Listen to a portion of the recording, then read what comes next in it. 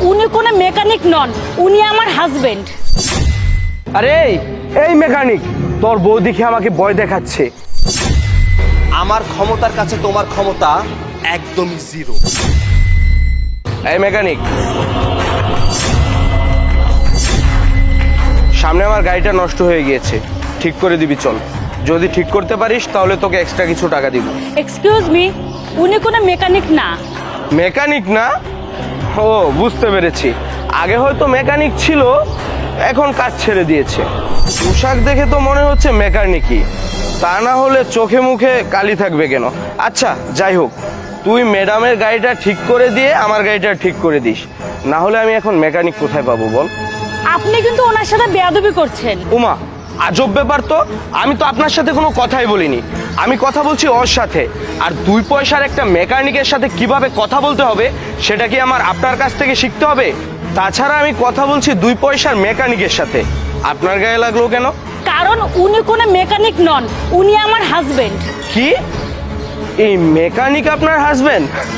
হাসালেন madam, আপনার standard দেখুন আর ওর standard দেখুন, কোনো অ্যাঙ্গেল থেকেই তো মনে হচ্ছে না আপনারা হাজবেন্ড ওয়াইফ। আরে ধুর, আমি এত কথা বলতে যাচ্ছি কেন, আমার তো গাড়ি ঠিক করা হলেই হলো। ম্যাডাম, আপনি আপনার হাজবেন্ডকে বলুন আমার গাড়িটা ঠিক করে দিতে, যে টাকা বিল আসে আমি তার ডাবল করে দিব। আপনি কিন্তু অতিরিক্ত।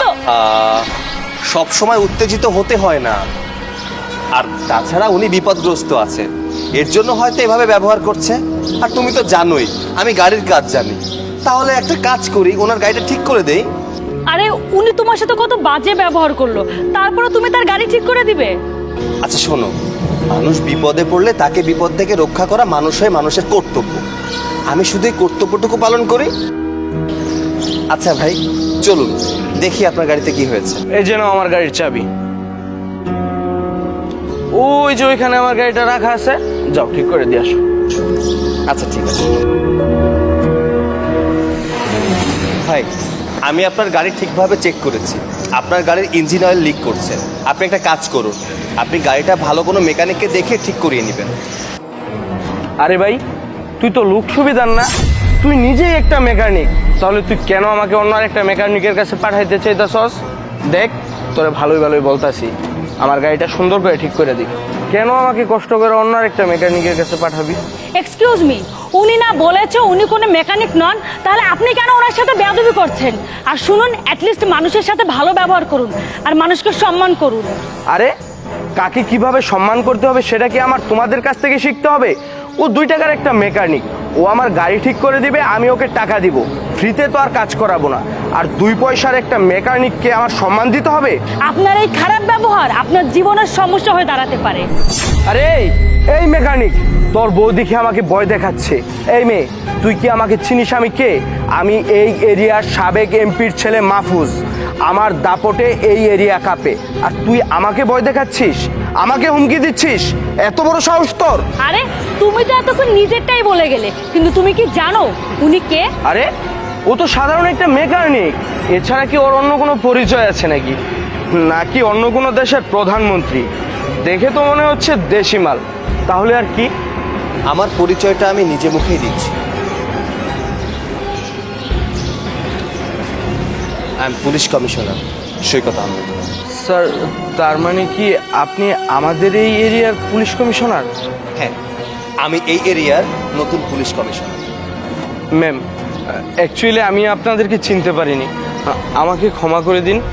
আমি আর আমার হাজবেন্ড একটা ইম্পর্টেন্ট মিটিংয়ে যাচ্ছিলাম, পথিমধ্যে গাড়িটা নষ্ট হওয়াতে আমার হাজবেন্ড নিজেই নেমে গাড়িটা ঠিক করছিল, আর তুমি এসে আমার হাজবেন্ডকে যা না তা বললে, তাকে নিয়ে মজা করলে কেন?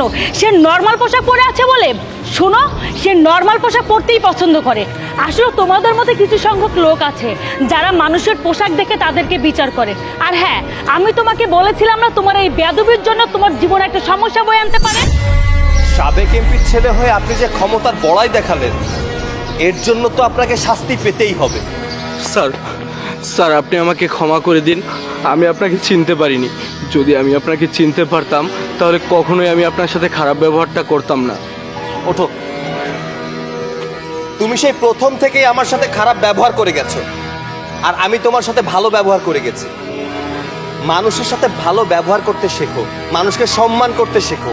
তুমি যখন মানুষকে সম্মান করতে শিখবে, মানুষও তোমাকে সম্মান করবে। কেউ ধনী হোক বা গরিব, প্রত্যেকটা মানুষের একটা সম্মান আছে। তাই মানুষকে সম্মান করতে শেখো। আমি আবারও বলছি, মানুষকে সম্মান করতে শেখো। আমি চাইলেই আমার পরিচয়টা আগেই দিতে পারতাম, কিন্তু কেন দেইনি জানো? আমি এটা দেখতে চেয়েছিলাম তুমি তোমার ক্ষমতার বড়াই দেখিয়ে কত দূর পৌঁছাতে পারো, আর আমি তোমার গণ্ডি পেরোতে পারি কিনা। আফসোস, আমার ক্ষমতার কাছে তোমার ক্ষমতা একদমই জিরো। তাই কখনো ক্ষমতার বড়াই দেখাবে না, কারণ বাপেরও বাপ থাকে। চলো। চলো। আর হ্যাঁ, তোমার সাথে খুব শীঘ্রই দেখা হবে।